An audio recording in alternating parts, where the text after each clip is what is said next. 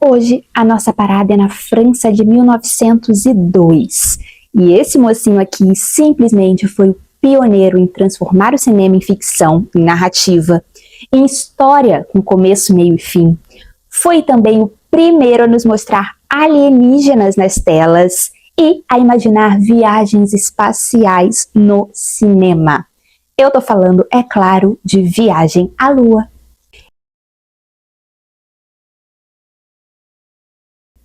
Esse é um daqueles casos em que, antes da gente começar a falar do filme, é impossível a gente não falar também um pouquinho do seu criador.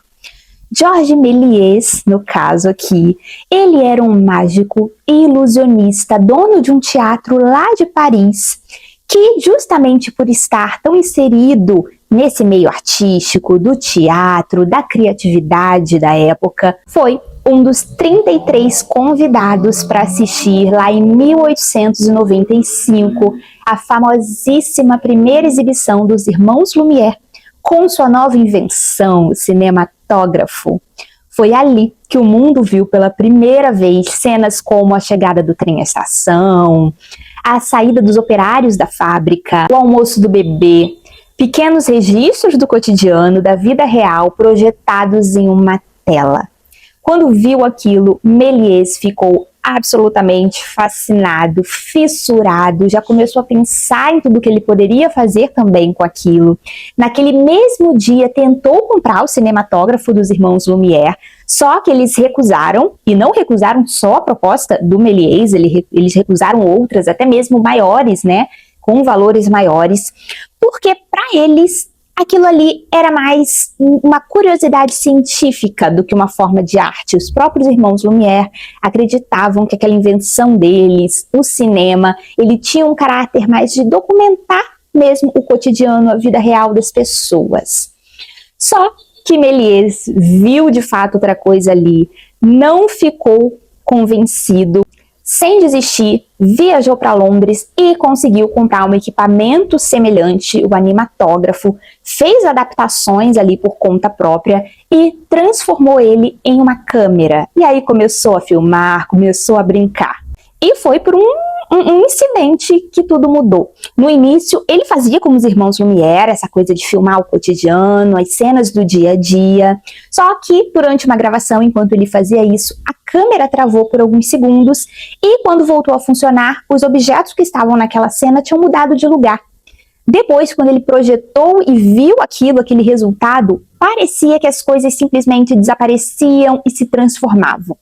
Ali, ele tinha acabado de descobrir, sem nem saber, o que hoje nós chamamos de efeito de substituição, que é a base do stop motion, dos efeitos especiais. Foi com essas experimentações, com essas trucagens do Méliès, que colocou muito do que ele sabia também do ilusionismo, ele trouxe muitos truques do ilusionismo e, com isso, ele popularizou não só o stop motion, mas também a divisão da tela em duas, sobreposição de imagens. Foi um dos primeiros cineastas a utilizar storyboard para planejar, né, os seus filmes, cena por cena.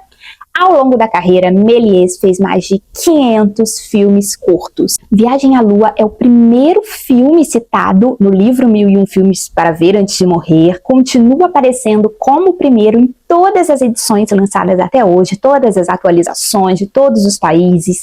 E isso não é por acaso, gente. Aqui o cinema ele deixa de ser só um registro da realidade, como a gente falou, e passa a ser de verdade uma ferramenta para contar histórias, para criar ficções. E o filme ele tem cerca de 14 minutinhos e começa com uma reunião no Clube de Astronomia de Paris. Um professor, um cientista, apresenta uma proposta ousada para os presentes ali, que é a de viajar até a Lua. A maioria dos pesquisadores que estão no local acha essa ideia absurda, alguns até se irritam com o professor, mas 5 astrônomos compram ali a proposta e aqui vai um detalhe interessante. O filme ele é inspirado em 2 grandes nomes também pioneiríssimos da ficção científica, só que na literatura, que é o Júlio Verne e o H.G. Wells. Então esses pesquisadores que toparam a ideia, eles constroem uma nave em formato de projétil e partem rumo ao espaço. Quando eles chegam à Lua, acontece aquela cena clássica que mesmo quem nunca viu o filme consegue reconhecer, que é a da Lua com uma carinha e o projétil acertando bem no olho dela. Eles descem, eles começam a explorar aquele novo mundo, ficam ali entusiasmados com tudo que encontram, fazem anotações, mas logo descobrem que não estão sozinhos.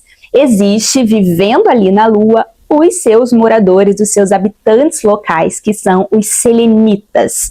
Selenitas, que é um nome que vem de Selene, que na mitologia grega é a deusa da lua. Os selenitas não gostam nada daqueles estrangeiros explorando ali, de repente, seu território, colocam eles para correr e os astrônomos são obrigados a fugir. Eles voltam correndo para a nave, retornam para a Terra, só que não percebe que um dos selenitas se pendurou na nave projétil e veio junto a tiracolo. A nave cai no mar, eles são resgatados por um barco e quando retornam ao clube de astronomia, aí já são recepcionados como heróis, como aqueles que conquistaram um grande feito. O selenita que viajou junto acaba aparecendo, ainda tenta atacar mais uma vez, mas agora está em minoria, não consegue, eles o capturam e o filme termina, com essa celebração dessa conquista. Falando um pouquinho agora da minha opinião pessoal sobre o filme, eu só posso dizer que eu sou apaixonada pela história, pelo filme, por tudo que ela representa. Daqui a 100 anos, daqui a 200 anos, qualquer pessoa que se interesse por cinema vai poder assistir esse filme e ver simplesmente fantasia, imaginação, sonho, entretenimento purinho. Então, eu acho que esse é um grande feito de Méliès, conseguir se firmar na história, se eternizar de uma maneira bonita. Se você se interessou pelo tema e quer ir além, eu deixo aqui as duas leituras que inspiraram diretamente o filme, que foi o da Terra à Lua, do Júlio Verne, e Os Primeiros Homens da Lua, do H.G. Wells. São dois clássicos da ficção científica que ajudam a gente a entender de onde veio esse imaginário de exploração espacial no início do século XX. E se você quiser conhecer um pouquinho mais sobre a vida de Georges Méliès, ele que enfrentou dificuldades depois de Viagem à Lua, a primeira exibição do filme, desde o seu início, foi um sucesso, teve uma recepção muito boa do público, mas justamente por isso ele foi extremamente pirateado. Ele teve ali cópias distribuídas pelo mundo inteiro por outras pessoas, inclusive uma das pessoas que fez isso foi Thomas Edison, que levou versões dos filmes para os Estados Unidos, sem que Méliès recebesse nada por isso. E toda essa pirataria foi o começo de uma crise financeira que ele viveu, que só foi piorando ao longo do tempo, piorou com a chegada da Primeira Guerra Mundial.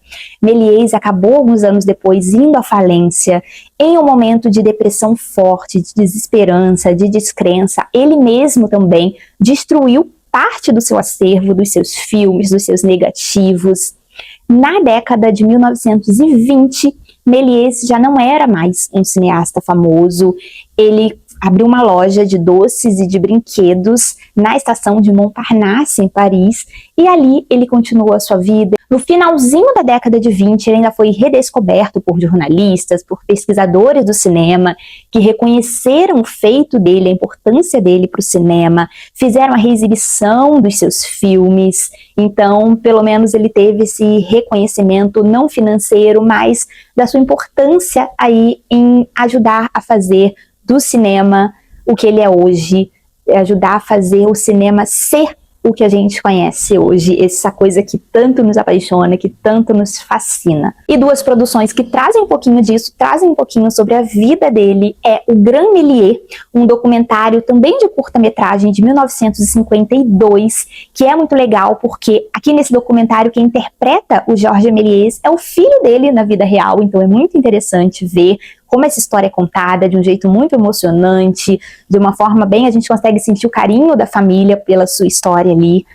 E também, é claro, indicar o filme do Martin Scorsese de 2011, que é A Invenção de Hugo Cabret, que é aí uma verdadeira ode, uma verdadeira homenagem super poética para o cinema e onde o Georges Méliès é um personagem que tem uma importância ali central para a história. Então vale rever ou assistir.